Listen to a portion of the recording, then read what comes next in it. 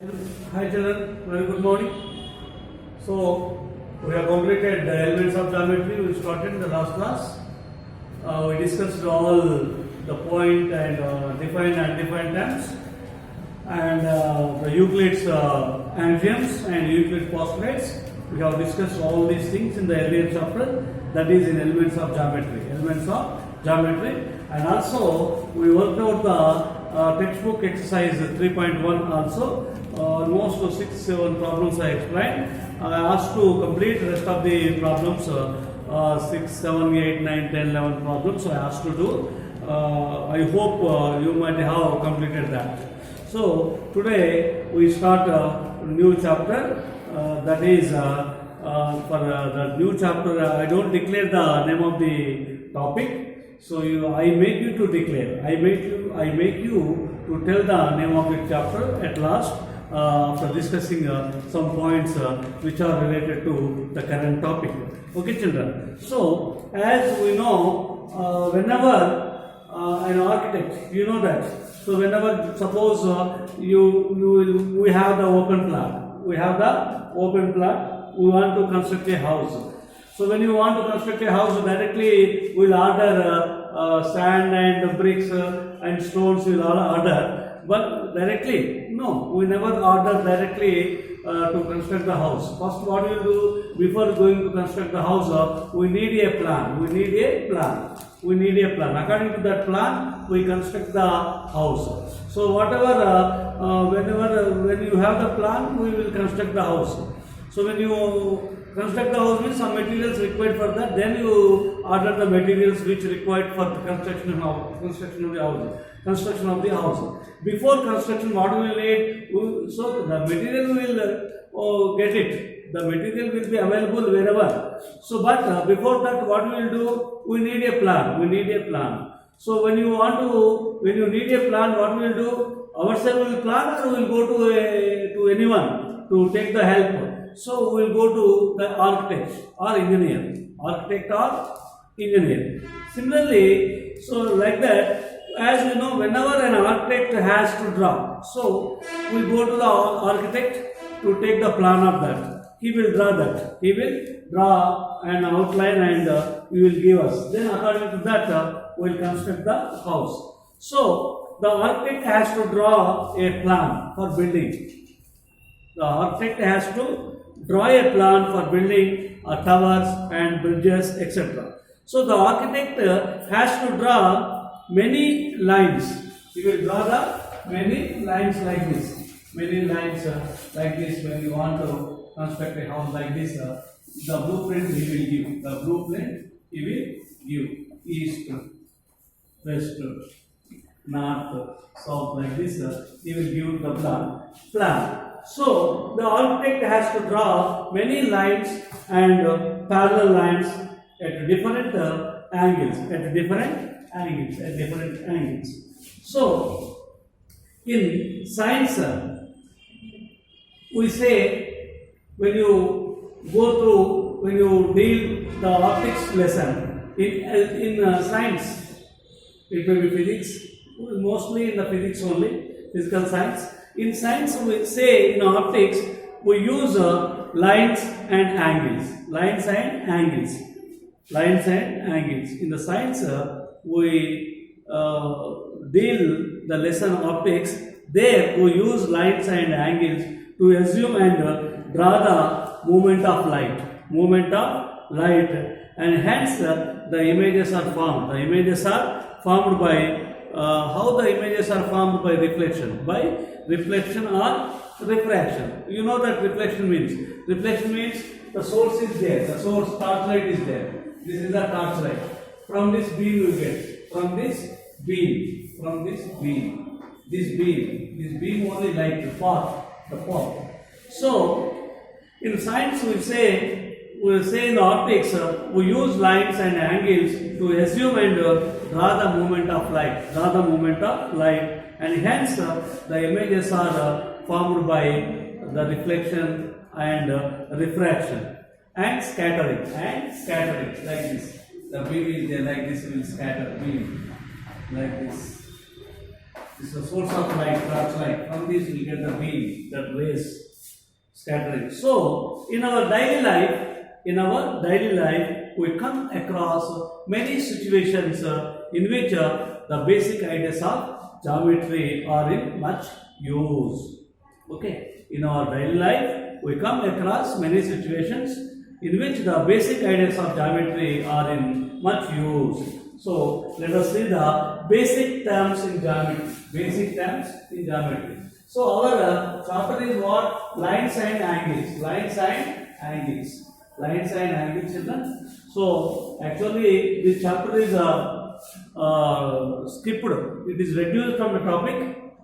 It is removed from the syllabus, but we should know to have the knowledge. Lines and angles. Lines and angles. Lines and angles. This chapter is skipped from the syllabus. Your textbook, this is a 4th chapter, this is removed. This is deleted for this year. This chapter is deleted, omitted. This chapter is deleted from the textbook for this year. But you should have, if you don't know the basic things from the lesson, the coming chapters you cannot understand. That is why, though it is deleted, I am explaining this chapter. Okay, children? So you must have a basic idea. That is why the government is deleted. Though I explain this lesson, you listen carefully. Okay. Now, basic terms in geometry. Basic terms. Basic terms in geometry. The lesson is what? Lines and angles. The chapter is lines and angles. The basic terms in geometry. So you know that sun rays. This is the sun. This is the sun.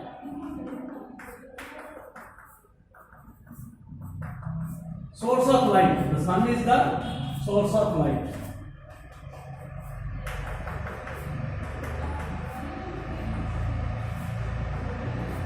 Source of light. This is. So think of a light beam. This is a light beam from the sun. This beam will get. This beam will get. This beam will get like this beam. What is this? Beam. So think of a light beam originating from the sun. Where you will get the beam? From the source. What is the source? It may be sun or torchlight. It may be sun or torchlight. Torchlight is the artificial. Sun is the natural. Sun is the natural. Think of a light beam originating from the sun or torchlight. So how do you represent such a light? How do you represent such a light beam? It is a ray. It is a ray like this. It is a ray. How do you represent the beam of the sun or beam of the torchlight? We represent as a ray. So we represent it is a ray starting from the sun, starting from the initial. Where it begins is called initial. Where it begins is called initial position or beginning position. It is a ray starting from the sun or torchlight. So let us recall, a ray is a part of a line. A ray is a part of a line. For example, line is there. So line can be extended indefinitely. In the last class, earlier class, I told you. This is a ray. This is the ray is the part of the line. A ray is the part of the line. It begins at a point. A ray begins with the point like this. OA ray. This is OA ray. You know that. So a ray is a part of a line. It begins at a point. It goes on indefinitely. It goes on indefinitely. Indefinitely means infinite. No end point. No end point for ray. Only it has only initial point. It starts beginning only. It starts from O. It goes indefinitely. It passes. Indefinitely it passes. At a point goes on endlessly in a specific direction. So a part of a line which has 2 points. For example, a part of a line. This is a line. If it has 2 points. A and B, this is called line segment. What do you call? It is the line segment. A part of a line which with 2 endpoints. With 2 endpoints is a line segment. This is AB is the line segment. like this can be represented. So we know that this is a plane. If you find 3 or more points on a plane, they are collinear points. This is plane. What is this? Plane. In this plane, L line is there, M line is there. These are coplanar lines. What do you call? Coplanar. When it contains this plane, this is the plane. This is the plane which I indicated with the square box or the rectangular box. This is the plane where the L and M lines are in this plane. That is why they are in the same plane. L is in this plane, M also in this plane. When they belong to the same plane, they are collinear. What do you call? Collinear. What do you call? Collinear. Collinear means when they lie in the same line. For example, the points are there. This is a line. This point A, point B, point C, point D are there. Where ABCD points are situated, the ABCD points lie on the L line. That is why they are called collinear points. What do you call? Collinear points. Collinear. Collinear means they lie on the same line. The points that lie on the same line are called collinear points. Otherwise, non-collinear. Otherwise, non-collinear. Collinear means the points that lie on the same line are called collinear. If they don't lie on the same line, they are called non-collinear points. So, here I go through some examples here. I will give you, you must tell what are the points on a line. Serial number, points on a line, line segments. Line segments. One. This is the line. In this line, points are there. P, R, Q. What are the points on the line? P, R, Q. What line segments formed here? First line segment. First point is P. End with the last point is Q. So P, Q line segment. P, Q line segment. Next PR. Next R. Next what? R. These. Secondly, take one more line. On this line, mark the points P, S, R, Q. What are the line segments? P, Q line segment. P, Q, PR. P, Q, PR, PS. SR, PQ, PR, first PQ to PQ, PR, PS, SR, RQ.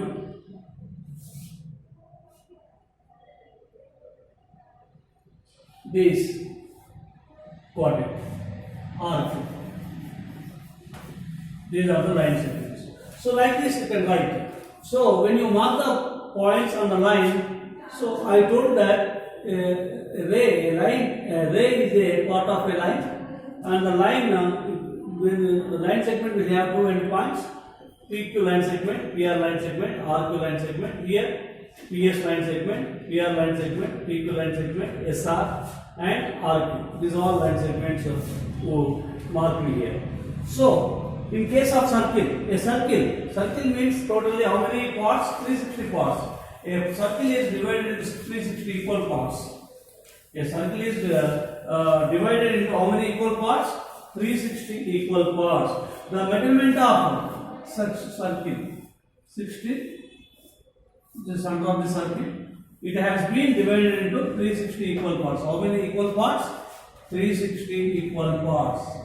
360 equal parts.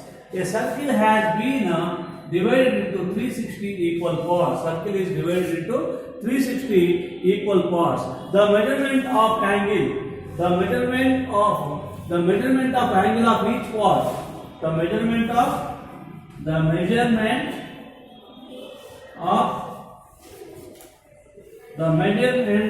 angle of each part, angle of each part is called degree. What do you call? Degree. The measurement of angle of each part. A circle has been divided into 360 equal parts. Each part is called degree. Each part is called degree. How many parts have been divided circle? A circle has been divided into 360 equal parts. So each angle of part is called 1 degree. Each angle of part is called 1 degree. So the angle is formed by, how the angle formed? The angle formed by rotating. The angle formed by rotating ray from initial to final position. For example, this initial. O is there. O is the vertex. O is the vertex. This is OA ray. OA ray. The angle rotating, and one more ray is here. This is rotating ray. OA ray to OB ray. OA ray to OB ray. The union of two rays is angle formed here. Union of two rays. What are the two rays here? OA ray and OB ray. The beginning ray is called initial ray. What do you call? Initial ray. This is what? Ending ray is called terminating ray. This is what is initial ray? Beginning ray. Where it starts is initial. Where it ends is called terminating. Where the initial ray and terminating ray union means combining their angle form. This is what? Angle. The union of initial ray and terminating ray, beginning and end ray. The union of two rays. In those two rays, the beginning ray is called initial ray. The end ray is called terminating ray. Where initial ray and terminating ray will combine, they will get the angle. Angle means the union of two rays. Initial ray and terminating ray is called what do you call? Angle. So the initial ray rotates like this. It rotates. The change of initial to terminating, the change of ray, initial to terminating around its vertex, around the point O, around the point, the common point of two rays is called vertex. The common point of two rays, OA ray begin with O, OB ray end with O only. The O is the common to both. The O is the common point. This is the O belongs to OA and OB. This is called vertex. The change of a ray from initial to terminating side, terminating point is called rotation. What is this? This is called rotation. The rotation is called angle. The rotation is called angle. The change of ray from initial ray to terminated position around fixed point, around the fixed point O is called rotation, and measure of rotation is called measure of rotation is called angle. Measure of rotation